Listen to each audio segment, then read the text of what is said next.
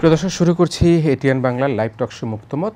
আমাদের আজকের আয়োজনে আমরা যেটি নিয়ে কথা বলবো সেটি হচ্ছে 21-22 অর্থবছর যে প্রস্তাবিত বাজেট, সেই বাজেটের আলোচনাটাই আমরা এখানে করবার চেষ্টা করব এবং সে কারণের জন্য আমরা বাংলাদেশের দুটি প্রধান রাজনৈতিক দলের নেতৃস্থানীয় দুজন নেতাকে আসলে আমরা এখানে আমন্ত্রণ জানিয়েছি। একজন হচ্ছেন আওয়ামী লীগের সভাপতি মণ্ডলীর সদস্য, মাননীয় কৃষিমন্ত্রী, অত্যন্ত সজ্জন ব্যক্তি ডক্টর মোহাম্মদ আব্দুর রাজ্জাক এমপি, তিনি রয়েছেন আমাদের সাথে।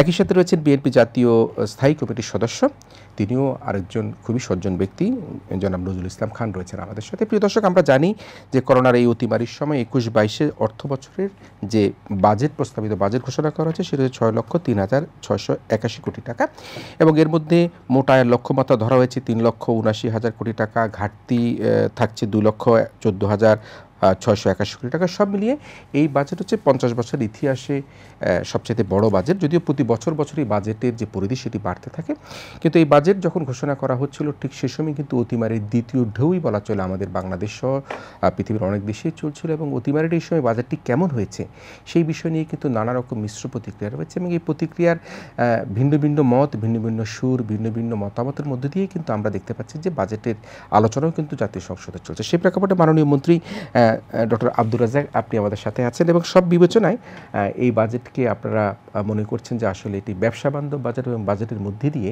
কর্মসংস্থানের সুযোগ হবে, সামাজিক সুরক্ষা করা সম্ভব হবে, খাদ্য নিরাপত্তা সহ আজকে মানুষের যে দুঃখ কষ্ট আছে সেগুলিকে কিছুটা হলে আপনারা লাঘব করবার চেষ্টা করবেন।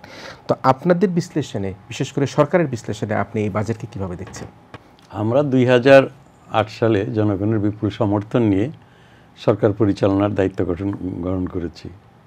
আমরা শুরু থেকেই আমাদের এই ছিল যে আমাদের নির্বাচনী ইস্তাহার 2008 সালে যেটা আমরা দিয়েছিলাম এবং ভিশন ডকুমেন্ট 2021, তার মাধ্যমে আমাদের 5টি অগ্রাধিকার সেক্টর ছিল।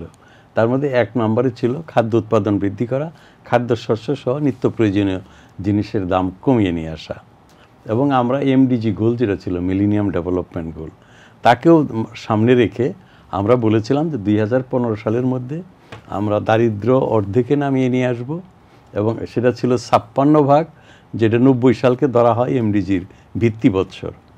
এবং আমরা বলেছিলাম যে খাদ্যে আমরা স্বয়ংসম্পূর্ণ হব, দিয়ে অন্তত দানা জাতীয় খাদ্যে। এবং আমরা আজকে এটা বলতে পারি যে এই গত 12 বছরে বাংলাদেশ দানা জাতীয় খাদ্য, বিশেষ চাল, গম এবং ভুট্টা, 3টারই আমাদের উৎপাদন বেড়েছে এবং চালে আমরা অনেকটা স্বয়ংসম্পূর্ণ। যে বছর আমাদের আবহাওয়া প্রতিকূল নয় অর্থাৎ অনুকূলে, সেই বছর আমরা কিছুটা আমাদের উদ্বৃত্ত হয় এবং আবহাওয়া যদি অনেক খারাপ হয়, যেমন গত বছর বন্যা হয়েছিল 5 বার এবং অতি বৃষ্টির কারণে আমন এবং আউশের উৎপাদন কমে গিয়েছিল, তখন আমরা বলেছিলাম কিছু খাদ্য আমরা বিদেশ থেকে আনবো। আমরা খাদ্য বেশি বিদেশ থেকে আনতে পারি নাই নানান ফর্মালিটির জন্য, কিন্তু আপনারা দেখেন চালের দাম একটু বেড়েছিল, মানুষের কষ্ট হয়েছে, আমি বলবো রিক্সাওয়ালা, ভ্যানওয়ালা, শ্রমিক, বস্তির মানুষ, কিন্তু খাদ্য নিয়ে কোনো সংকট হয় নাই, কোনো দুর্ভিক্ষ হয় নাই। এই করোনা মহামারীর ফলে সারা পৃথিবীতেই অর্থনীতিবিদরা, বিশেষজ্ঞরা বলেছিল, পরিকল্পনাবিদরা, যে পৃথিবীর বিভিন্ন দেশে খাদ্যের উৎপাদন কমে যাবে, খাদ্য সংকট হবে, এমনকি দুর্ভিক্ষ হতে পারে।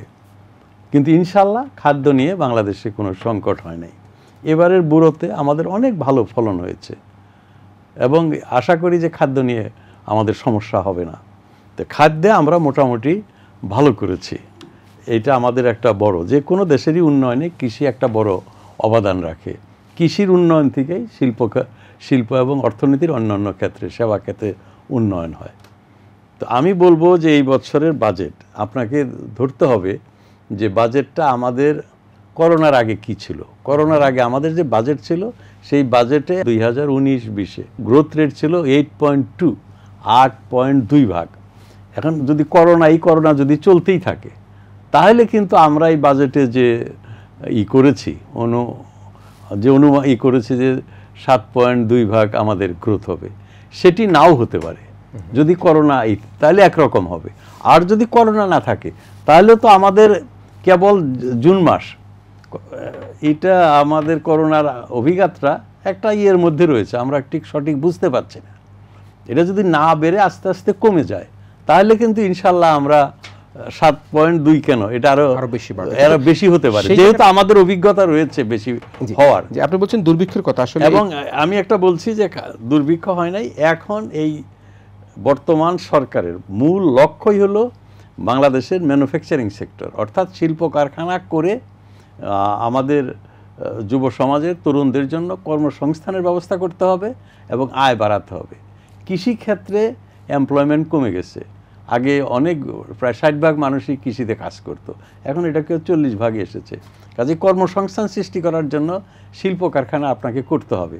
এই সরকার গর্ব অহংকার করে বলতে পারে যে শিল্প কারখানা করার জন্য যে পূর্ব শর্তগুলো, যে প্রয়োজনগুলো, বেসিক নিড, সেগুলো কিন্তু আমরা করেছি। দুর্ভিক্ষর যে সংখ্যা সেটি হয়তো নাই, পৃথিবীর অনেক বিশ্লেষকরা হয়তো বলেছিলেন দুর্ভিক্ষ আসলে তো এই করোনাকালীনে পৃথিবীর যুদ্ধবিধ্বস্ত দেশ ছাড়া বা প্রাকৃতিক দুর্যোগ ছাড়া সেরকম কোথাও খুব একটা দেখা যায়নি, আমরা লক্ষ্য করিনি, জানি না হয়তো কোথাও হয়েছে কিনা। কিন্তু যেই বিষয়টি নিয়ে আলোচনার মুখোমুখি হতে হচ্ছে বিশেষ করে সরকারকে, সেটি হচ্ছে গিয়ে যে এই যে করোনা খাতে স্বাস্থ্যর যে বরাদ্দটা বা টিকার যে নিশ্চয়তা প্রদান করাটা বা কর্মসংস্থানের যে জায়গাটা, এই তিনটা জায়গাটাকে একদম স্বল্পভাবে যদি আপনি বিশ্লেষণ করেন, সেটাকে কিভাবে দেখবেন আপনি? সামাজিক নিরাপত্তা খাতটা যদি ধরি আমরা, তাহলে সেটাকে কিভাবে দেখবেন? সামাজিক খাত আমি বলবো পরে, আগে আপনার এই স্বাস্থ্য খাতে বলছি আর কি। আপনি জানেন যে টিকার জন্য 10,000 কোটি টাকা আলাদা করে রাখা, থোক বরাদ্দ করা আছে, থোক বরাদ্দ রাখা হয়েছে। তাছাড়াও তাদের স্বাভাবিক বাজেট রয়েছে। প্রধানমন্ত্রী বারবার বলেছেন, আমাদের ক্যাবিনেটে বলেন, আমি একজন মন্ত্রী হিসাবে এবং বিভিন্ন ফোরামেই বলেন যে দুইটা সেক্টর, কৃষি এবং স্বাস্থ্য, এখান থেকে কোনো বাজেট কাট করা যাবে না যে কোনো পরিস্থিতিতে। দেশে যখন কৃষির কোনো প্রয়োজন হবে, যদি কোনো ভর্তুকি দেওয়ার, যদি কোনো বন্যা হয়, কোনো হয়, কৃষককে সহযোগিতা দিতে হবে। ঠিক তেমনইভাবে স্বাস্থ্য খাতে এবং টিকার জন্য যেটা বলছেন, টিকা তো অর্থ কোনো আমাদের সমস্যা না। $45 বিলিয়ন আমাদের ফরেন এক্সচেঞ্জ আছে, কাজে আমাদের জন্য তো কোনো রকম অস্থিরতা নাই। টাকা যদি দরকার হয়, আমাদের টাকা আছে, টাকা দেওয়া হবে। এবং দরকার হলে মেগা প্রজেক্ট যেগুলো আছে বা অন্যান্য খাতের টাকা স্ল্যাশ করে এটা ইয়েতে, টিকা হলো পাওয়াটা। এখন বিভিন্ন আমরা ভারত থেকে টিকা পাওয়ার চিন্তা করেছিলাম, তারা দিতেও চেয়েছিল এবং দিয়েছেও তারা, কিন্তু এমন একটা পরিস্থিতি ভারতে একটা বিপর্যয়ের মধ্যে তারা পড়েছে। সরকার এবং বিরোধী দল সবাই মিলে তারা বলছে যে কেন তোমরা টিকা রপ্তানি করছো, রপ্তানি বন্ধ করো। কেউ ওদের সুশীল সমাজ এবং এই পরিস্থিতিতে ইন্ডিয়ান সরকার বাধ্য হচ্ছে টিকা দিতে। কিন্তু একটা পর্যায়ে গিয়ে আমি মনে করি এখন আস্তে আস্তে তাদেরও সংক্রমণ কমে আসছে, হয়তো আবার তারা টিকা আমাদের। আমি এই আলোচনায় কিন্তু আপনার কাছে নিশ্চয়ই ফিরবো, তবে একটা জায়গায় কিন্তু সমালোচনার জায়গা রয়েছে, সেটি বলছে যে আমরা কেন একটা দেশের প্রতি বা একটা কোম্পানির প্রতি নির্ভরশীল হলাম। আমরা একটা কোম্পানির প্রতি নির্ভরশীল হই নাই, অন্য দেশ কিন্তু এখানে আসলে ট্রায়াল করার জন্য আমরা ট্রায়াল করিনি। এগুলো আমাদের, এগুলো মিডিয়া তো ওইভাবে দেওয়ারও দরকার নাই। সরকার সবসময় সক্রিয় ছিল, চীন, রাশিয়া এবং অন্যান্য দেশ থেকেও আনার জন্য আমাদের কূটনৈতিক তৎপরতা ছিল, এখনো আছে, এটা অব্যাহত থাকবে। তখন কেন একটি কোম্পানির সাথে ছিল, যখন প্রথম দিকে আমাদের দরকার ছিল শুধুমাত্র একটি প্রতিষ্ঠান? তারা পর্যাপ্ত তৈরি করছিল, তারা আমাদের পর্যাপ্ত দিতেও চেয়েছে। ওটার মানের দিকটা ভালো ছিল এবং নির্ভরযোগ্যতা ছিল অক্সফোর্ড এবং অ্যাস্ট্রাজেনেকা, সেই একটি কারণ। এবং এখন তারা যেগুলো আছে সেগুলির মান কিরকম? সেগুলোর মানও ভালো। এখন তো বলছে যে অ্যাস্ট্রাজেনেকার আগে যা বলছে তার চেয়ে অনেক ভালো। চায়নারটাও এখন রিলায়েবল, তারপর রাশিয়ারটাও ভালো কাজ করছে। নানা রকম মিশ্র প্রতিক্রিয়া ছিল। তখন তো আমাদের ওই রকম অভিজ্ঞতা ছিল না। এখন সারা পৃথিবীতেই এটার ব্যবহার হচ্ছে এবং আমরা এটা জানতে পারছি। অভিজ্ঞতার কারণের জন্য আমরা নির্ভরশীল একটা প্রতিষ্ঠানের প্রতি ছিলাম, এখন অভিজ্ঞতা হয়েছে আস্তে আস্তে আমরা সব। না নির্ভরশীল ছিলাম না। আমরা রাশিয়ার সাথেও যোগাযোগ করেছি, চায়নার সাথেও আমাদের যোগাযোগ ছিল, তাদের সাথে নানা কথা হয়েছে এবং তাদের সাথে আমাদের সার্বক্ষণিক যোগাযোগ ছিল। আমরা একটুখানি আসি, আজকে এর কথা বলেছেন সামাজিক খাতের কথা, ওটা আমরা পরে আলোচনা করবো। আমি একটু জনাব নজরুল ইসলাম খান আপনার কাছে একটুখানি আসি। আপনি শুনছিলেন মাননীয় মন্ত্রী তার বিশ্লেষণে ব্যাখ্যায় যেটি বললেন যে আমাদের বাংলাদেশে খাদ্য উৎপাদনে কিন্তু আমাদের কোনো ঘাটতি নেই, বিশেষ করে দানা খাদ্য যে কথা বলা হচ্ছিল, মঙ্গা বলতে কোনো শব্দ কিন্তু বাংলাদেশে এখন নেই, বাংলাদেশের দুর্ভিক্ষের কোনো সংখ্যা নেই এবং বাংলাদেশের প্রত্যেকটি মানুষ এখন কিন্তু দুবেলা দুমুঠো খেয়ে বেঁচে আছে।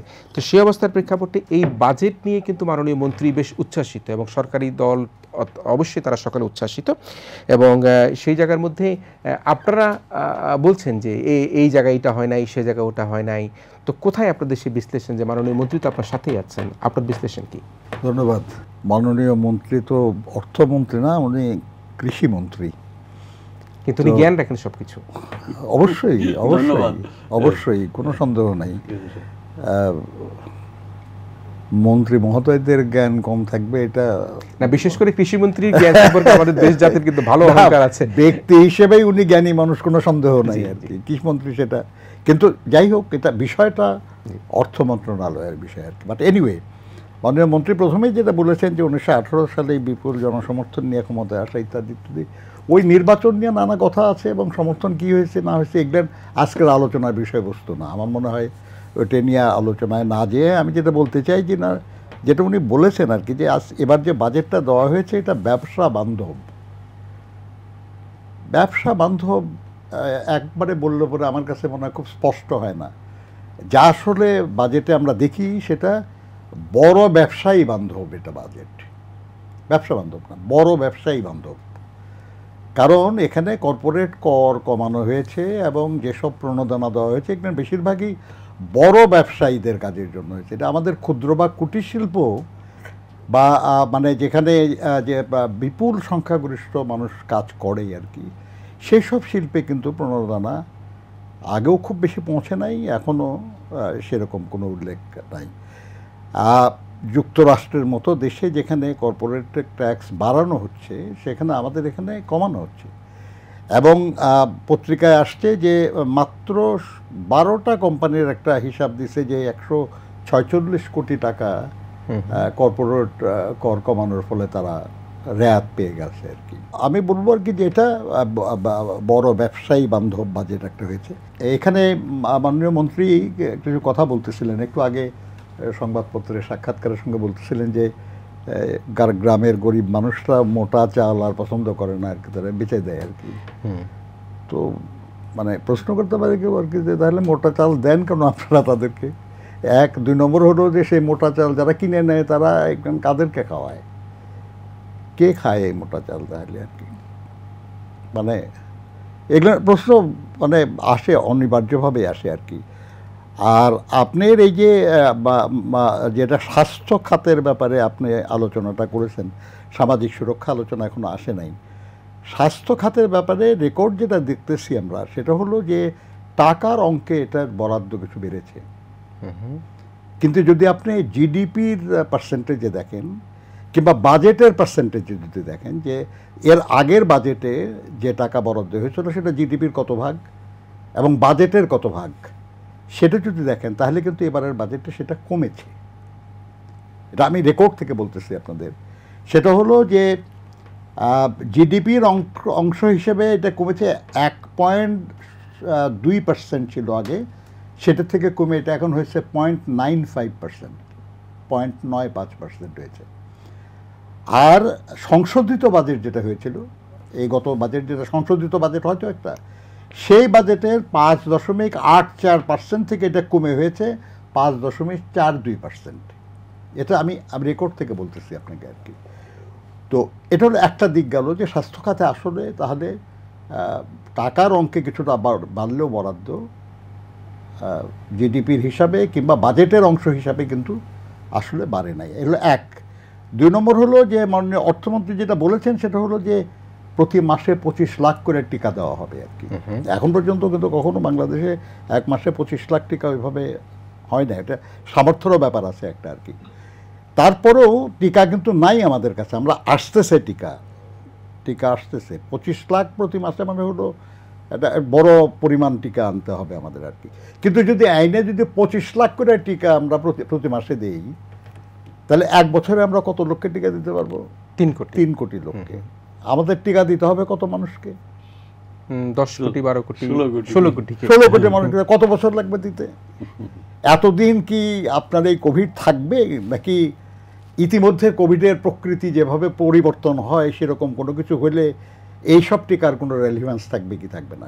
1। 2 নম্বর হলো যে আমরা সেরাম ইনস্টিটিউটের কাছ থেকে ইন্ডিয়ার থেকে যে দামে আমরা কিনেছিলাম, এটা আগে কেনা একটা লাভ হয়েছিল আমাদের আর কি, যে একটা টাকা কম লাগছে আর কি। কিন্তু আমরা তো সেটা সাপ্লাই ঠিক মতো পেলাম না, মাত্র 1,02,00,000 আমরা তাদের যে সহযোগিতা আর কি, যেটা তারা আমাদেরকে উপহার দিচ্ছে সেগুলো সহ আর কি 1,02,00,000 টিকা পাওয়া গেছে, কিন্তু আর আমরা ওখান থেকে পাইনি। কিন্তু এখন যে টিকা আমরা কিনতেছি বাইরে থেকে কিন্তু অনেক বেশি দামে, এবং আরও যদি আমাদের অন্যখান থেকে কিনতে হয় বা নতুন ভ্যারাইটি যদি আমাদের এখানে দেখা যায়, সেটার জন্য নতুন কোনো কিছু যদি করতে হয় তাহলে কিন্তু অনেক বেশি লাগবে আমাদের টাকা। কাজে আমরা স্বাস্থ্য খাতে যে বরাদ্দ দেখতেছি আর কি, একটা হলো যে সে বরাদ্দ আমাদের বিবেচনায় আর কি এটা যথেষ্ট না। কারণ আমাদের যদি এইটা মাথায় রাখি আমরা আর কি, যে প্রয়োজন কেমন হবে আমরা এখনও জানি না আর কি। আমরা আমাদের দলের পক্ষ থেকে আমরা বলেছিলাম এই জন্য যেটা অন্তর্বর্তীকালীন বাজেটের মতো এটাকে রাখা হোক আর কি, বিশেষ করে কোভিডের প্রেক্ষিতে স্বাস্থ্য এবং শিক্ষা ইত্যাদি ব্যাপারে আর কি। আরেকটা যেটা প্রবলেম আর কি, সেটা হলো যে আপনি টিকা দেবেন কাদেরকে?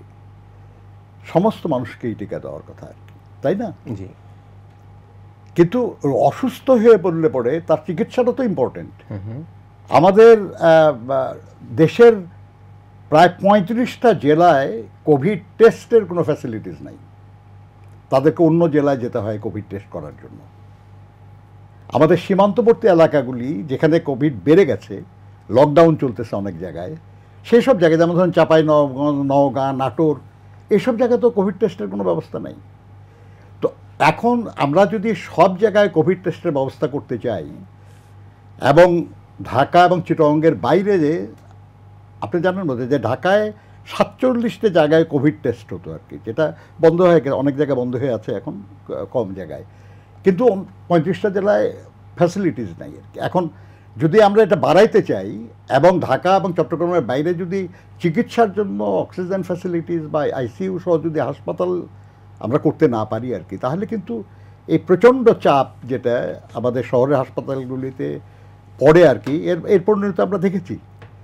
সেই ব্যাপারে কিন্তু বাজেটে কোনো রকমের কোনো প্রণোদনার কোনো কথা নাই, যে কেউ যদি ঢাকা চিটাগংয়ের বাইরে যদি হাসপাতাল করতে চায়, কিংবা অন্যান্য এই যে টেস্টের ব্যাপারটাও ইচ্ছা করলে কিন্তু আউটসোর্সিং করা যায়, যদি সেরকম যোগ্য প্রতিষ্ঠান পাওয়া যায়, এবং তা সহযোগিতাগুলো পাওয়া যায় না তা তো না। আমাদের দেশে একটা জিনিস তো আছে আর কি, যে আমাদের দেশের মানুষরা খুব ইনোভেটিভ, কাজ দিলে কাজ করতে পারে। আমাদের শ্রমিকরা যেমন আপনার মরুভূমির মধ্যে, বনের মধ্যে, প্রচণ্ড ঠান্ডার মধ্যে কাজ করতে পারে, যে কোনো কাজ। এটিকে আপনি মানতে রাজি কিনা যে কোভিডের যে মোকাবেলা, সে মোকাবেলা বাংলাদেশ কিন্তু একটা রোল মডেল হচ্ছে, এবং বাংলাদেশি মৃত্যু হার, সংক্রমণের হার সব দিক থেকে রোল মডেল, এর চেয়ে অনেক কম হার আরও অন্যান্য অনেক দেশে আছে আর কি, এর চেয়ে কম এফেক্টেড হচ্ছে পার্সেন্টেজ ওয়াইজ সেরকমও অনেক দেশ আছে আর কি।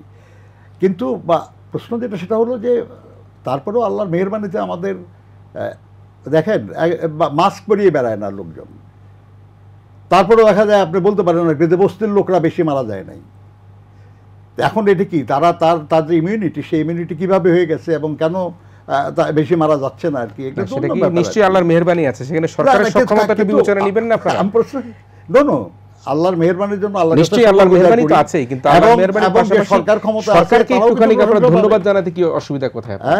আল্লাহর মেহেরবানির পাশাপাশি সরকারকে একটু ধন্যবাদ জানাতে অসুবিধা কোথায়? যেখানে ধন্যবাদ জানাতে কোনো অসুবিধা নাই তো, কিন্তু পাশাপাশি তো এটাও বলতে হবে আর কি, যে এটা আরো বেটার ম্যানেজমেন্ট করা সম্ভব ছিল। এটা আমাদের খালি বক্তব্য, এটা তো রাজনৈতিক বক্তব্য না, এটা আমাদের দেশের যারা অন্যান্য বিদ্বান বুদ্ধিমান লোকরা, তারা তো পত্র পত্রিকায় তাদের লেখালেখিতে, তাদের রিসার্চে তারা এগুলো তো বলেছে। নিশ্চয়ই একটা কথা যেটি বললেন জনাব নজরুল ইসলাম খান, সেটি হচ্ছে যে কোভিডের যে ভ্যাকসিনটা 25 লক্ষ করে যে মাসে যদি ভ্যাকসিন দেওয়া হয়, তাহলে 1 বছরে 3 কোটি ভ্যাকসিনের কথা বলা হচ্ছে। তাহলে কত বছরে আসলে এই কোভিডের ভ্যাকসিন দেওয়া হবে এবং কত বছরে করোনা থাকবে, সেই জায়গাটার একটা স্পষ্টতা। আচ্ছা, এই মুহূর্তে আমাদের যে ভ্যাকসিন এসেছিল, আমরা তো পাবলিক লিডার, জনগণের কাছে যাই। আমার নিজের উপজেলায় মাইকিং করে এই কোভিডের ভ্যাকসিন দিতে হয়েছে, যে ভ্যাকসিন এখনও ভ্যাকসিন পুরাটা ইউজ করা যায় নাই। মানুষ আসে না, আগ্রহ নাই তাদের। যারা একটু অগ্রসর মানুষ, শিক্ষিত মানুষ বা একটু এনলাইটেন মানুষ, স্কুলের শিক্ষক, ব্যবসায়ী, তারা কিন্তু সবাই ভ্যাকসিন নিয়েছে। আর যারা মাঠে কাজ করে, একটু গরিব তারা বলছে আমাদের ভ্যাকসিনের কোনো দরকার নেই, এটা বড় লোকের অসুখ, আমরা কেন তো ভ্যাকসিন। কিন্তু এখন তো মফস্বলে চলে গেছে। না, মফস্বলে গেলেও এটা এই পরিস্থিতি হয় নাই। আরেকটি হলো যে আমরা বলছি যাদের কম বয়স তাদেরকে আমরা এই মুহূর্তে ভ্যাকসিন দিব না, 40 বছর পর্যন্ত এটাকে আমরা করেছিলাম, হয়তো আস্তে আস্তে এটা কমিয়ে আনা হবে। কাজেই এই যে 25 লক্ষ করে দেওয়া হবে এটা অর্থমন্ত্রী বলেছে। আমরা যদি ভ্যাকসিন জোগাড় করতে পারি, যেটা প্রসেসটা চলছে এই মুহূর্তে, আমি এটাই বলতে পারি যে সরকার অনেক ক্ষেত্রেই সফল হয়েছে। আজকে এই পদ্মা সেতু, ওয়ার্ল্ড ব্যাংক, জাপানের মতো দেশ, যুক্তরাষ্ট্রের মতো দেশ, কানাডার মতো দেশ দুর্নীতির দায় চাপিয়ে দুর্নীতির কালিমা লেপন করে সাহায্য বন্ধ করে দিয়েছিল। তারা মনে করেছিল আমরা পদ্মা সেতু করতে পারবো, আমরা পদ্মা সেতু করেছি। এখানেও আমি বলবো আপনারা একটু ধৈর্য ধরেন, আমাদের প্রচেষ্টা চলছে, ইনশাল্লাহ ভ্যাকসিন আসবে। এবং অর্থমন্ত্রী 25 লক্ষ বলে থাকুক, এটা কোনো কথা না, অনেক বেশি ভ্যাকসিন আমরা মানুষকে দেব। এবং আমি আবারও পুনরাবৃত্তি করছি যে অর্থের কোনো অভাব স্বাস্থ্য খাতে অন্তত ভ্যাকসিনের জন্য হবে না। আমার নিজের উপজেলা, অনেক উপজেলায় বলছে যে নাই, আমার নিজের উপজেলায় আমরা অক্সিজেনের আমরা সেখানে ব্যবস্থা করেছি। এবং মন্ত্রী মহোদয় থেকে হয়তো সম্ভব হয়েছে, না ভালো হসপিটাল আছে, অক্সিজেনের বেশি ফ্লো দিয়ে আমরা সেখানে ব্যবস্থা করেছি। এবং 7-8টা উপজেলার চিকিৎসা একটা উপজেলায় মধুপুরে হবে, এটা তাদেরকে করে দেওয়া হয়েছে।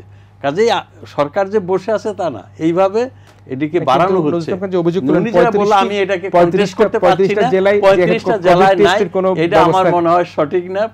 সব জেলা শহরে পত্রিকায় রিপোর্ট হতে পারে, আমি এই রিপোর্টটা দেখি নাই। অর্থমন্ত্রীর মতো করেন না, কন্টেস্ট করছি না, তবে আমি অ্যাসিউম করছি যে এটা আমার মনে হয় না যে 35টা জেলায়, 65টা জেলার মধ্যে 35টা জেলায়। আমি গতকালকার পত্রিকা বলতেছি, রিপোর্ট বলতেছি যে নওগাঁ, নাটোর এবং চাঁপাইনবাবগঞ্জ, এটা আপনার লকডাউন চলতেছে রাজশাহী এলাকায়, আপনি এই জায়গাগুলোতে আপনার ওখানে টেস্টিং এর।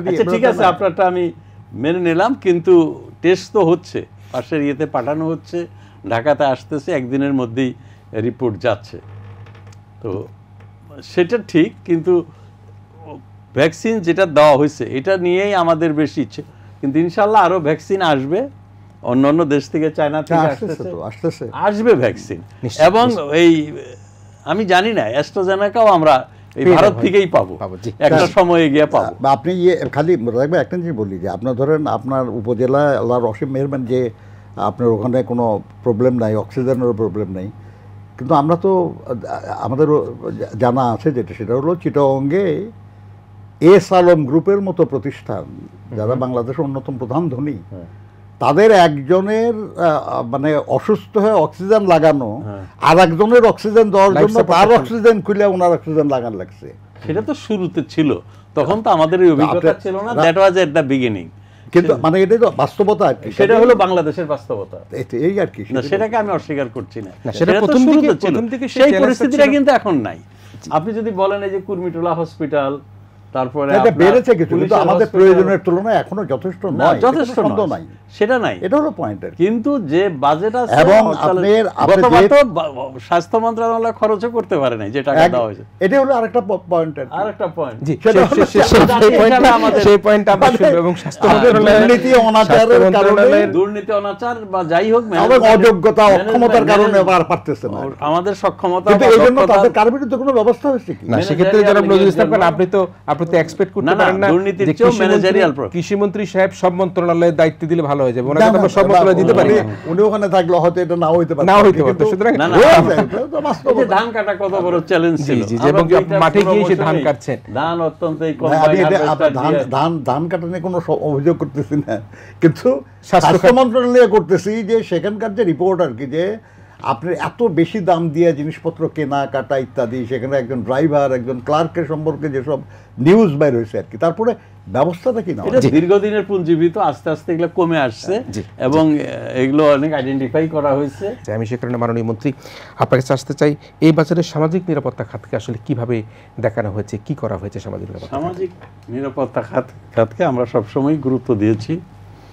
এক সময় ছিল যে সামাজিক নিরাপত্তা খাত মাধ্যমে আমরা মানুষের খাদ্য নিরাপত্তাটা নিশ্চিত করতাম, কোনো মানুষ যাতে না খেয়ে থাকে, কোনো মানুষ যেন অভুক্ত না থাকে, এটি আমাদের মূল লক্ষ্য ছিল। কিন্তু সেটা আমাদের কিন্তু আগেই আমরা অতিক্রম করেছি। আমাদের এখন সেই সমস্যাটা নাই। মোটামুটি একজন শ্রমিক, আমরা দেখেছি যে আগে একটা শ্রমিক, বিশেষ করে যারা কমিউনিস্ট পার্টি করে, যারা শ্রমিক নেতা, তাদের সবসময় দাবি ছিল যে এরকম খাদ্যটা একজনের কত মজুরি পায় এবং সেই মজুরি দিয়ে কতটুকু চাল কিনতে পারে, এটা দিয়ে বিচার করা হতো। কত টাকা পেলো এটা বড় কথা না। তো সেটা আমরা দেখেছি যে এই 2005-06 সালেও এটা একজন শ্রমিক 4 কেজির বেশি চাল কিনতে পারতো না একদিনের মজুরি দিয়ে। এখন সেখানে 10 থেকে 12 কেজি চাল কিনতে পারে। এই যে ইকোনমিক রাইস ইকুইভ্যালেন্ট বলে আর কি ইকোনমিক্সরা, তো সেটা বাড়ছে এত বেশি। তার ফলে দেখা যাচ্ছে গ্রামে যারা থাকে সাধারণ মানুষ, শ্রমিকরা, তারা আজকে রেফ্রিজারেটর কিনছে, আজকে তারা টেলিভিশন কিনছে, আজকে তারা রাইস কুকার কিনছে, আজকে তারা কিচেন অনেক অ্যাপ্লায়েন্স কিনতেছে এই গ্রামে। কারণ শ্রমিকের যে আয় হয় সেই আয় দিয়ে তারা, দেশের অর্থনীতিতে একটা বিপুল পরিবর্তন এসছে গ্রামীণ অর্থনীতিতে, পল্লী অর্থনীতিতে। সেই ইয়েতে যদি বিচার করেন, খাদ্য নিয়ে এখন ওই রকম সংকট নাই। এই সরকার এই মুহূর্তে দেখেন ঘর দিচ্ছে মানুষকে 3 লক্ষ 3.5 লক্ষ টাকা করে দিয়ে। এই দেশে আমরা দেখেছি যে মানুষের ঘর ছিল কুড়ে ঘর, খড়ে ঘর, সোনের, আমাদের এলাকায় বলে সোনের ঘর, মাটির ঘর ছিল। সেই ঘর দিয়ে আমি দেখছি আমাদের মাননীয় প্রধানমন্ত্রী তার একটা লেখায় লিখেছেন, এই ঘর দিয়ে পানিও পড়ে, জ্যোৎস্নার আলো দেখা যায়। হ্যাঁ, এই ছিল বাংলাদেশের। হাড্ডিসার মানুষ না খেয়ে থাকে, লঙ্গরখানা খুলতে হয়, বন্যা হলে দুর্ভিক্ষ হয়, আমরা মানুষের কাছে খাবার নিয়ে যাই। আজকে কিন্তু সেরকম অবস্থাটা নাই। এখন আমরা মানুষের জীবনযাত্রার মান উন্নয়নের, প্রত্যেক গ্রামের বাড়িতে ইলেকট্রিসিটি, গ্রামের যেমন আমার এলাকায় সব রাস্তায় অলমোস্ট পাকা হয়ে গেছে। ঠিক আছে, তো এই যে সামাজিক সুরক্ষার এইগুলো, আমরা যে বিধবা ভাতা, মুক্তিযোদ্ধার ভাতা, বয়স্কদের ভাতা, এগুলো আমরা দিচ্ছি। অতি দরিদ্রদের জন্য কর্মসংস্থান 1000 কোটি টাকা, 1100 কোটি টাকা প্রতি বছর। আজকে যে মঙ্গা নাই কেন, এটা কোনো জাদু বলে তো হয়নি। এই মঙ্গা নাই, আমরা কুড়িগ্রামের অনেক উপজেলায় 7, 8, 10 কোটি টাকা দিয়েছি এই আশ্বিন কার্তিক মাসে, অর্থাৎ অক্টোবর নভেম্বর মাসে কর্মসংস্থান সৃষ্টির জন্য। খুব যে একটা কর্মসংস্থান নিয়ে তার রাস্তাটা বেঁধে দিল, খালটা কাটলো, একটু পরিষ্কার করলো, কাজের বিনিময়ে খাদ্য দিল, এই দিয়ে মানুষকে মানে এই সময় রাখার একটা ব্যবস্থা। তারা কেন মঙ্গা হতো কেন? বাজারে চাল আছে, আয় নাই, কিনে খেতে পারে না, কোনো কর্মসংস্থান। কিন্তু এখনকার বাজেটে কি হয়েছে? এই বাজেটেও এগুলো সবই আছে, এগুলো সবই আছে। কিন্তু আপনারা বাজেটটাকে অনেক বড় করে সুরক্ষা দেখাচ্ছেন, আপনারা নানা বিষয়কে 3.11 আমরা দেখাচ্ছি। আচ্ছা, গত বছরই ধরেন, গত বাজেটে আমাদের 65,000 কোটি টাকা ছিল। 13,000 কোটি টাকা থেকে উই রেজড ইট টু, আপনি পেনশনের কথা বলছেন তো, 65,000 কোটি টাকা ছিল। 65,000 কোটি টাকা তো কম না। এই টাকাটা কিভাবে দেওয়া হয়? এই শুধু তো ইয়ে না, 10 টাকা কেজি খাদ্য বান্ধব কর্মসূচি বলে 50 লক্ষ পরিবারকে 6 মাস ধরে আমরা 10 টাকা কেজি চাল দিচ্ছি। তো 10 টাকা কেজি মানে কি? তার মানে নামমাত্র মূল্যে। তারপরে আপনার ইয়েদের জন্য বিজিএফ দেওয়া হয়, ঈদের সময় 2 ঈদে 20 কেজি 30 কেজি করে চাল দেওয়া হয়, ঈদের সময় যাতে কেউ কষ্ট না করে। এরকম অনেক কর্মসূচি আপনার রয়েছে, প্রায় 65টা আপনার এই কর্মসূচি আছে আপনার। আপনি বলছেন যে সামাজিক সুরক্ষা খাতে কোনোভাবে কোনো ঘাটতি নাই, পর্যাপ্ত রয়েছে, এবং নগদ যে অর্থায়ন করছেন সেটিও তো 2,500 টাকা করে একটা দিবার একটা কথা। এই যে 35 লক্ষ ইয়েকে কৃষককে আমরা ওই যে হলো, যে ঝড় হলো, 2,500 কোটি টাকা। আজকেও আমি সই করেছি, 18 লক্ষ কৃষক 2,500 টাকা করে দেওয়া হবে, নগদ দেওয়া হবে। আমি রাজনৈতিক বিবেচনা নাই তো সেখানে? রাজনৈতিক বিবেচনা কেন? এটা তো ইয়েরা যারা গরিব মানুষ তাদেরকে কিছু তো প্রভাব হয়, কিন্তু সেটা আমি করছি না। কিন্তু পয়েন্ট হলো যে এই টাকাটা কিন্তু গ্রামে যাবে। গ্রামের আজকে এত হচ্ছে কেন? We mobilise resources to the villages. আগে কি হতো? বিদেশিদের টাকা আসতো, সেই টাকা দিয়ে বাজেট হতো, সেই বাজেটের বেশি অঙ্কই যাইতো টেকনিক্যাল সাপোর্ট। টেকনিক্যাল সাপোর্ট কি? কনসালটেন্ট, এই গুলশান বনানী আর বিদেশি তাদের টাকা তারাই নিয়ে যেত। আর আমাদের কিছু কিছু সচিবরা বেতনও পেত, আবার অনেক কনসালটেন্সিও করতো। গুলশানের বাড়িকে আরো সুন্দর করা, গুলশানের বাড়িতে আরো সুন্দর মার্বেল লাগানো, ব্যবসায়ীরা কিছু পেত। আজকে গ্রামে আমরা টাকা মোবিলাইজ করেছি, গ্রামে যায়। জিনিস এই আলোচনা আমরা ফিরবো। জামাল ইসলাম খান, আমরা শুনছিলাম সামাজিক নিরাপত্তা খাতকে তো একেবারেই বলছে ঢেলে সাজানো হচ্ছে এবং কোনো মানুষ আর দরিদ্র থাকার সংখ্যা করছে না। ব্যাপারটা হচ্ছে যে দারিদ্র তো কম ছিল, কোনো সন্দেহ নাই, এবং এটা ক্রমান্বয়েই কমে আসতেছিল আর কি। কিন্তু এই কোভিডের কারণে এটা তো বেড়ে গেছে, এটা একদম বাড়ছেই, এটা বেড়ে গেছে। এটা অ্যারাউন্ড আপনাকে ইন্টারাপ্ট করব, জি, কারোর কাছে কিন্তু সঠিক তথ্য নাই না, যারা এত এই করোনার মধ্যে আমরা স্টাডি করতে পারি না, রিসার্চ করে আর কি, তারা যেটা, যেমন সানেম সাউথ এশিয়ান যেটা ইনস্টিটিউট আর কি, তারা এটা করেছে। আমাদের এখানে সিপিডি করেছে, সিপিডি করেছে, পিপিআরসি করেছে। সিপিডি কিভাবে র্যাপিড রুরাল রেফ্রিজারেটর এই স্বল্প স্যাম্পলিং নিয়ে তারা করেছে। আপনি তো ডক্টরেট করা মানুষ, আপনি বোঝেন যে রিসার্চের স্টাইলটাই তো এটা আর কি, যে এটা একটা ওইভাবেই নেওয়া হয় আর কি। এবং আপনার তাদের যে রিপোর্ট, সেই রিপোর্টে বলা যাচ্ছে যে প্রায় 2.5 কোটি মানুষ নতুন করে দরিদ্র হয়েছে আর কি। এবং এটা যদি আপনি হিসাব করেন আগের 3-3.5 কোটির সঙ্গে যদি এটা হিসাব করেন, প্রায় 6 কোটি মানুষ আর কি। তো আপনার যেটা 20% নেমে আসছিল, সেটা এখন অ্যারাউন্ড 40-41% মতো হয়ে গেছে আর কি।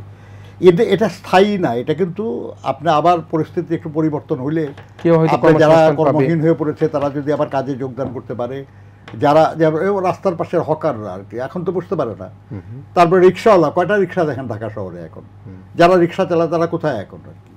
এই ধরনের আমি বলতেছি আর কি, যে তারপরে আপনার ধরেন লঞ্চ যদি না চলে ঘাটের শ্রমিক থাকবে না, ট্রেন যদি না চলে কুলি থাকবে না, এটা স্বাভাবিক কতগুলো ব্যাপার আছে আর কি।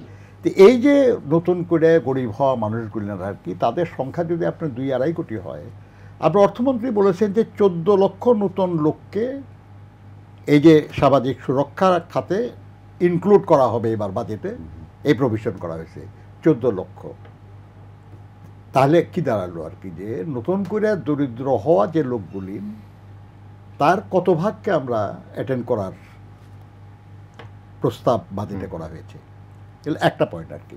2 নম্বর পয়েন্ট হলো যে মানমন্ত্রী যেটা বললেন আর কি, যে পরিমাণ অনেক বেশি, 13,000 কোটি থেকে 65,000 কোটি, নিশ্চয়ই বেশি। আপনি যে সময় 13,000 কোটি টাকা ছিল, সেখানে তখন বাজেট কত ছিল? টোটাল বাজেট রিপোর্ট না অনেক কম ছিল। রিপোর্ট যেটা বলে আর কি, সেটা হলো, আমি রেকর্ড থেকে বলতেছি, যে 2008-09 অর্থ বছরের তুলনায় বাজেটের কত ভাগ বেশি হয়েছে এখন সামাজিক সুরক্ষা খাতে? অনলি 3.98%। মানে তখন বাজেটে যত ভাগ, যত পার্সেন্টেজ 143 ছিল তখন, বলতে 13,000 কোটি তখন 1.43। এটা বেড়ে এই বছর আমরা প্রপোজ করেছি 3. আপনাকে আমি বলি যে এখন হলো আপনার এই যে 1,07,614 কোটি টাকা যেটা, সেটা হলো আপনার যে 17.83% বাজেটের। কারণ আমার 6 লক্ষ কোটি টাকা যদি আমার বাজেট হয়, সেখানে হ্যাঁ, আপনি যদি 1,07,000 কোটি টাকা যদি সামাজিক সুরক্ষার জন্য বলি আমি, তাহলে এটা কত পার্সেন্ট হয় আর কি, সেরকম যদি হিসাব করেন আর কি, তাহলে ওই 13,000 কোটি টাকা যখন ছিল, তখন বাজেট ছিল কত, তার কত পার্সেন্ট ছিল সামাজিক, সেই হিসাবে আপনি বলছেন, যে সেই হিসাবে আমি বলতেছি এটা আর কি। কাজেই পরিমাণ, টাকার পরিমাণ, সেক্ষেত্রে আপনি যেটা বলছেন 2-2.5 কোটি নতুন দরিদ্র কথা বলছেন, সেটা তো আসলে পরিসংখ্যানগতভাবে সেই তথ্য তো আসলে কতখানি বাস্তবসম্মত। আপনি যদি এটা 2.5 কোটি যদি না বলেন, 2 কোটি হয়েছে না 1.5 কোটি হয়েছে, আপনি যদি 13-14 লক্ষ সুরক্ষা খাতের মাধ্যমে তো ওখানে নগদ অর্থ দেওয়া হচ্ছে 10 টাকা কেজিতে। প্লিজ আপনাকে বুঝতে হবে আর কি, যে নতুন নিয়ে আসা হবে 14 লক্ষ, যারা আছে এখন কভার্ড আছে। 14 লক্ষ হলে 5-14 লক্ষ মানুষ, না না না, আপনি মানুষ হিসাব, এটা তো 14 লক্ষ মানে 14 লক্ষ মানে 14 লাখ। আপনি বলেন, আপনি বিধবা ভাতা কত দেওয়া হয় মাসে? সেটা তো কম, সেটা ঠিকই আছে। এবং সেটা কি 5 জনের জন্য দেওয়া হয়? আগে স্বামী পরিত্যক্ত, এটা 5 জনের জন্য দেওয়া হয়? তা দেওয়া হয় না। কাজে আপনি এগুলেন প্রত্যেকটাই সামাজিক সুরক্ষার যে খাতগুলি, সবই 5 জন করে পূরণ করলে পরে ভুল তা হবে না, কিন্তু যখন এটাই হিসাব ভুল হবে। বান্ধব কর্মসূচি আমি আপনাকে সেটা পরিবারকেই দেওয়া আমি হয়। আপনাকে বলি আপনাকে যে যেমন আপনি বিজিএফ দেওয়া হয়, এটা পরিবারকেই আমি দেওয়া বলি হয়। আপনাকে ওটা অন্য খাতে আর কি। আমি বলতেছি যে বয়স্ক ভাতা, বিধবা ভাতা, স্বামী নিগৃহীতা ভাতা, বেদেদের ভাতা, রূপান্তরিত মানুষের ভাতা, পিছিয়ে পড়া মানুষের ভাতা, প্রতিবন্ধী, মাতৃত্বকালীন ভাতা এবং বীর মুক্তিযোদ্ধাদের ভাতা, এইগুলো সব মিলে আপনার অ্যারাউন্ড এই সামাজিক সুরক্ষা খাতের যে পরিমাণটাকে 1,07,614 কোটি টাকা, তার মধ্যে 40% হলো আপনার এই ধরনের ভাতা। কিন্তু আমি যাদের কথা বললাম এদের সব মিলে হলো 10%, আর পেনশন এবং ছাত্রদের স্টাইপেন্ড এটা হলো 30%।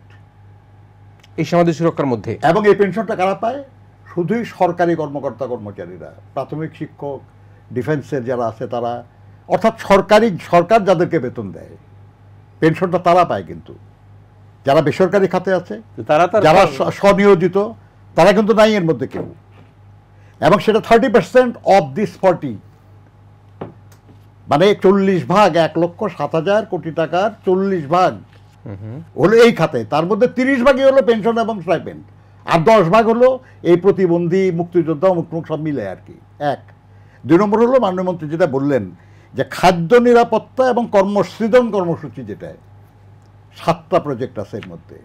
খাদ্য নিরাপত্তা এবং কর্মসৃজন 7টা খাতে বরাদ্দ হলো 15,060 কোটি টাকা। এখন আমি বলি আর কি, যেটা সেটা হলো যে এই বছরই জানুয়ারিতে ওনারাই একটা কমিটি করেছেন আর জাতীয় সামাজিক নিরাপত্তা কৌশল, NSSS, এটা একটা ওনারা আপনারাই করেছেন। আমরা করেছি। এবং এটার মধ্যবর্তী উন্নয়ন পর্যবেক্ষণের একটা প্রতিবেদন প্রকাশিত হয়েছে, এবং সেখানে বলা হয়েছে যে 46% ভাতাভোগী উপযুক্ত না হয়েও ভাতা নিচ্ছেন। এটা সরকারি সমীক্ষা। দে আর নট এলিজিবল, কিন্তু তারা নিচ্ছে। জি, এই আলোচনাটা তাদের কমিটির রিপোর্ট বলতেছি আর কি।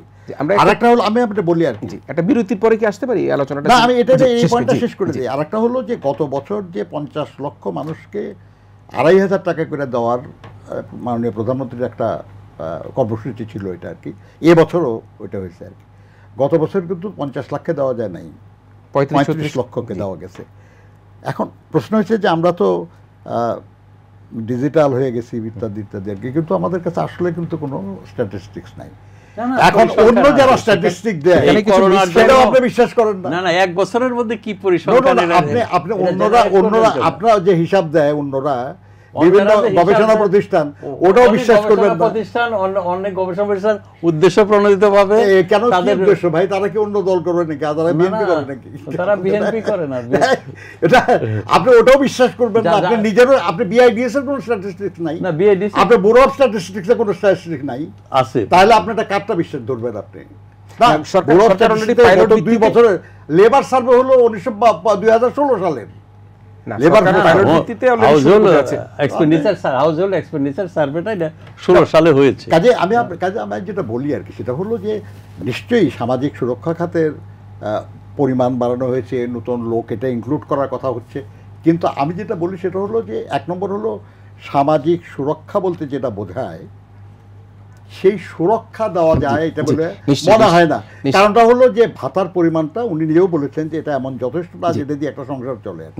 1 2 নম্বর হলো সাপ্লিমেন্ট, আপনার ধরেন পরিমাণটাও সবাইকে কভার করে না, এই হলো বাস্তবতা। এটা তো আপনি কোনো ক্রমে আশা করতে পারেন না যে এই মুহূর্তে আমরা একেবারে সবকিছু কখন অন্যান্য সোর্স থেকে সহায় থাকে। মাননীয় মন্ত্রী কখন আপনার ইন্ডিয়াকে আধার কার্ড করে যেমন সবাইকে মানে আনএমপ্লয়মেন্ট বেনিফিট দেওয়া হচ্ছে, যারা কোনো কাজ নাই তারা কাজও পাচ্ছে, তারা সুবিধা পাচ্ছে। আমাদের দেশে তো দেখেন যে ইয়েতে দারিদ্র্যের হার ইন্ডিয়ার চেয়ে এখন বেটার। কম।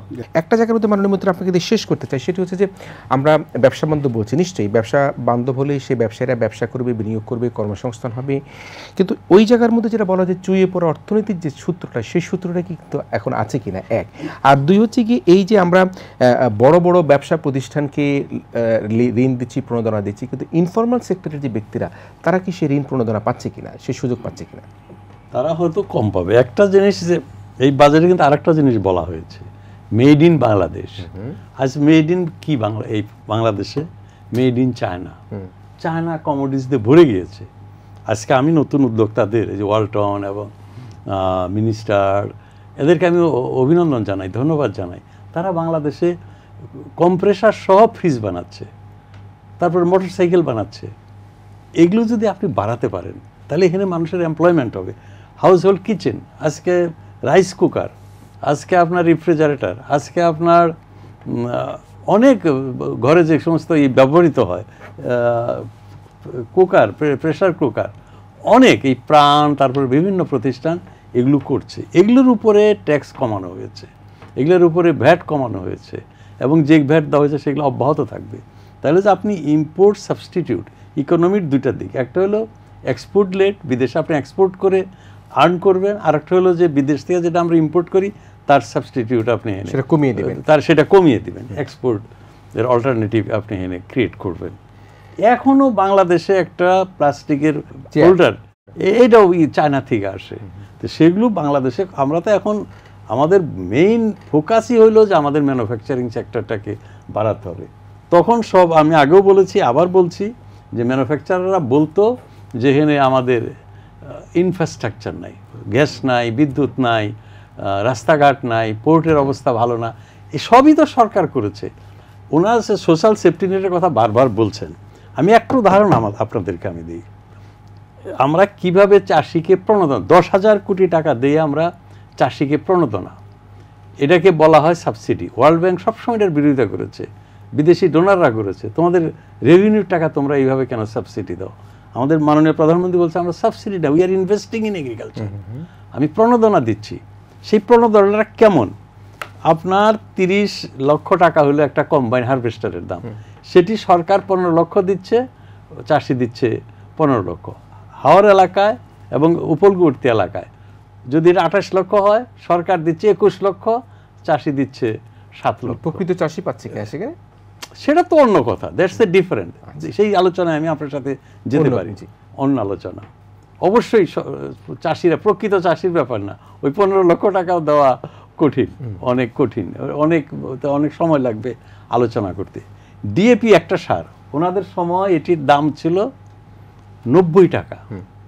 আমরা 2008 সালে ক্ষমতা পেয়ে 9 সালে করলাম এটাকে 25 টাকা। যখন ধানের দাম কম, চাষিরা লাভ করতে পারছে না, 2019 সালে আমরা এসেই, আমি কৃষিমন্ত্রী হিসেবে মাননীয় প্রধানমন্ত্রীকে বললাম 25 টাকার সার, এটাকে 16 টাকা প্রস্তাব করলাম। আমি মনে করছি উনি হয়তো 20 টাকা মাঝামাঝি একটা ওই দিবেন। দেখলাম ফাইল আসছে, উনি 16 টাকাই করে দিয়েছেন। ভারতে হলো এটা 45 টাকা, ভারতে 45 টাকা, আর বাংলাদেশে হলো এটা 16 টাকা। আন্তর্জাতিক বাজারে আরও অনেক দাম বেশি। এই যে আমরা এই সারটা দিচ্ছি, একে বেনিফিটেড হচ্ছে বাংলাদেশের চাষিরা। কৃষকরা ন্যায্য মূল্য পাচ্ছে? ন্যায্য মূল্য পাবে না কেন? এটা 16 টাকাই, 16 টাকাই মানে সার হয়তো 16 টাকা করেছেন, সেটি নিশ্চয়ই সাধুবাদ। কৃষকরা তো অভিযোগ করে তারা ন্যায্য মূল্য পায় না, যখন তাদের প্রোডাকশন হয়। কোনো সময় এবার তো ধানের দাম পেয়েছে, ধানের দাম মোটামুটি ভালো, ধান ভালো হয়েছে। এগুলো আপনাকে ধরতে হবে। এই যে সোশ্যাল সেফটি নেট প্রোগ্রাম বারবার আমরা বলছি, কিভাবে আমরা গ্রামীণ অর্থনীতিটাকে এরকম চাঙ্গা স্বনির্ভর করে তুলছে, প্রত্যেকের ঘরে ঘরে খাদ্য নিশ্চয়তা প্রদান করছে। নিশ্চয়ই মাননীয় মন্ত্রী, এই যে এইগুলো মাননীয় প্রধানমন্ত্রী, এই যে 3000 কোটি টাকা দিছি আমরা, এই বছর দিব 700 কোটি টাকা শুধু কৃষি যন্ত্রপাতি কেনার জন্য। নিশ্চয়ই নিশ্চয়ই আমাদের কৃষকরা নিশ্চয়ই অনেক খুশি থাকবেন। মাননীয় কৃষি মন্ত্রী মহোদয় এখানে অনেক কথা বলেছেন, কৃষকদের সুযোগ সুবিধার কথা। আমি শেষ করতে চাই, জনাব নজরুল ইসলাম খান, শুনলেন আপনি, আপনার শেষ মন্তব্য। শেষ মন্তব্য হলো যে দেখেন, বাজেট হওয়ার আগে মানুষ অনেক কিছু যার যার মতো করে আশা করে যে এই বাজেট হলে পরে এই হবে, এই হবে, এই হবে, ইত্যাদি ইত্যাদি। তো এখন এই জোকের মতো আর কি বেড়েছে একটু, যে কেউ বলতেছে এটা ব্যবসা বান্ধব, নারী বান্ধব আর কি কিছু যে স্যানিটারি ইয়ের উপর ট্যাক্স কমে গেছে, কাজে এটা মুড়ি বান্ধব আর কি, কারণ হচ্ছে মুড়ির উৎপাদনের উপর কর একটু কমানো হয়েছে, কিন্তু অন্য কিছুর উপর না, কিন্তু এটা মুড়ি বান্ধবও বলতে পারেন আর কি। তো এখন ব্যাপারটা হচ্ছে যে আপনার এই বাজেটের 1/3 হলো ঘাটতি, ছোটখাটো শিল্প কারখানা যাতে গড়ে ওঠে, 1/3 হলো ঘাটতি বাজেটের আর কি, মানে 6 লক্ষ কোটি টাকার বাজেটে 2 লক্ষেরও বেশি কোটি টাকা ঘাটতি আছে এর মধ্যে, এবং এটা আমাদেরকে তুলতে হবে, এই টাকাটা রাজস্ব আদায়ের মাধ্যমে নিয়ে আসতে হবে। কি করে হবে আল্লাহ জানে, কারণ গতবার যেটা টার্গেট করা হয়েছিল তার অর্ধেকও কিন্তু হয় নাই এখন আর কি। আর একটা জিনিস যেটা বলি আর কি, সেটা হলো যে নাম তো দেওয়া যায় যে কোনো কিছু আর কি, সুন্দর সুন্দর নাম দিয়ে বলা যায় যে এটা মানে এবার slogan made in Bangladesh, made in Bangladesh আর কি। এটা তো আমাদের মেড ইন বাংলাদেশ হলো বড় বড় মেড আর কি, আপনার রাইস কুকার, ফ্রিজ, মোটরসাইকেল, উমুক টুমুক ইত্যাদি, কিন্তু আপনি সর্ষের তেল খাবেন আর কি, সর্ষে বীজের উপরেও ট্যাক্স ধরা হয়েছে আর কি, যাতে স্থানীয় উৎপাদন বাড়ে। আরে স্থানীয় উৎপাদন বাড়বে, আপনি তো বীজ লাগবে, আপনি বীজ না হলে উৎপাদন বাড়বে কেমন? আপনি বীজের উপরে তো ট্যাক্স ধরে বসে আছেন, তো আপনি বাড়বে। আচ্ছা যাই হোক, আমি আপনাকে যেটা বলতেছি আর কি, সেটা হলো যে ওই ইন্ডিয়া তামিলনাড়ুর একটা জেলা কমিউনিস্ট পার্টির যে সেক্রেটারি মোহন নাম আর কি, এ মোহন, তার ছেলের নাম রাখছে সে সোশ্যালিজম, কমিউনিজম, লেনিনিজম, আর তার এক ভাস্তার নাম হলো মার্কসিজম আর কি। তো এখন ওই ভাস্তের বিয়ে হবে, সেই বিয়ের যে মেয়ে কোনে যে আর কি, তার দাদি আবার কংগ্রেস করে, আচ্ছা, সে কোনার নাম রাখছে মমতা ব্যানার্জি আর কি, মানে তৃণমূল কংগ্রেসের নেত্রীর নাম রাখছে। কাজে নাম দিতে তো কোনো প্রবলেম না আর কি, কিন্তু প্রবলেম হয়েছে যেটা, সেটা হলো যে তাতেই তো কাজ হয়ে যাবে না, এটা বেনিফিটটা পাওয়া লাগে। আমি মাননীয় মন্ত্রীর সঙ্গে আমি একমত যে আমাদের শিল্পকে সাপোর্ট করতে হবে, আমাদের উৎপাদনে যাতে দেশে হয় এটাও সাপোর্ট করতে হবে, সব ঠিক আছে আর কি, কিন্তু যারা এই কাজটা করবে এরা তো শুধু খালি মালিক না, মালিক, শ্রমিক, এবং এটা বেনিফিট পাবে সেই ভোক্তা যারা আর কি, আমাদের এটা চিন্তা করতে হবে আর কি, যে বাজেটে সবার স্বার্থটা রক্ষা করা হয়েছে কিনা। একটু আগে আপনি যেটা বলতেছিলেন আর কি, যে একটা মডেল যেটা চুইয়ে পড়া মডেল আর কি, যে মালিকদেরকে বা বড় বড় ব্যবসায়ীদেরকে সাপোর্ট করা হবে, তারা উৎপাদন বাড়াবে, এর ফলে দেশের মানুষ মানে নতুন সম্পদ সৃষ্টি হবে, কর্মসংস্থান হবে, এবং তারা যে উপার্জন করবে সেটা অর্থনীতিতে যাবে ইত্যাদি। এই মডেল এখন আর চলে না, তারপরেও সরকার ওই মডেলেই হাঁটতেছে, এবং আমি মনে করি যেটা সেটা হলো যে আমাদেরকে নতুন চিন্তা করা দরকার। আর একটা জিনিস যেটা সেটা হলো যে সবচেয়ে খারাপ যেটা আমার কাছে যেটা লাগছে, সেটা হলো যে এডিবির 39.2% হলো এনার্জি এবং পরিবহন খাতে, এর মানে এটা 2% বাড়ছে কিন্তু আর কি, কিন্তু এর আপনার পরিচালনা ব্যয় হলো 60.72%, জি, এবং বেতন ভাতা যাবে তার 1/4। একটু জিনিস চিন্তা করেন আর কি, যে আপনার পরিমাণ আমরা একটা বাজেটে বাড়ালাম আর কি, কিন্তু সেটা যদি আমরা পরিচালনা ব্যয় আর আপনি কনসালটেন্সি বন্ধ করেন ঠিক আছে, কিন্তু নিজেদের লোকরাই আপনি যদি ইসলাম খান আমরা একেবারে শেষ করে দিচ্ছি। থ্যাংক ইউ মাননীয় মন্ত্রী, আপনাকে আমি আপনার ঠিক আছে, ইনশাআল্লাহ শেষ করার আগে আমি একটা শুধু বলি, অল্প দামের মোবাইলের উপর ট্যাক্স ধরা শিক্ষা খাতকে মানে করার ভালো হয় না। কথাই বলি যে আজকে দেশের অর্থনীতিটা কোথায় এসছে, আমরা যখন সরকার গঠন করি তখন 4,80,000 কোটি টাকা ছিল জিডিপি, সেটা বেড়ে এখন 28-29 লক্ষ কোটি টাকা হয়েছে। 5 দিলে 5-6 30, 6 গুণ বেড়েছে। এই যে বিরাট অর্থনীতি করেছি, এই অর্থনীতি, এটাই হলো আমাদের সফলতা, সেটার আলোকে আপনাকে বিবেচনা করতে হবে। নিশ্চয়ই আমি ধন্যবাদ জানাতে চাই মাননীয় মন্ত্রী ডক্টর আব্দুর রাজ্জাক এমপিকে, এবং একই সাথে ধন্যবাদ জানাতে চাই নজরুল ইসলাম খানকে। মেড ইন বাংলাদেশের স্বপ্ন বাংলাদেশ দেখছে, কিন্তু সেই স্বপ্ন বাস্তবায়নের যে চ্যালেঞ্জগুলো, সেই চ্যালেঞ্জগুলো মোকাবেলা করে বাংলাদেশের যে বাজেট পরবর্তী যে কার্যক্রমগুলো, সেগুলোকে আমাদেরকে সুদৃঢ় করতে হবে প্রত্যাশা করে আজকের মতো আমাদের যে মুক্তমত এখানেই শেষ করছি। প্রিয় দর্শক, আপনারা ভালো থাকবেন, সবাই মিলে ভীষণ ভালো থাকবেন।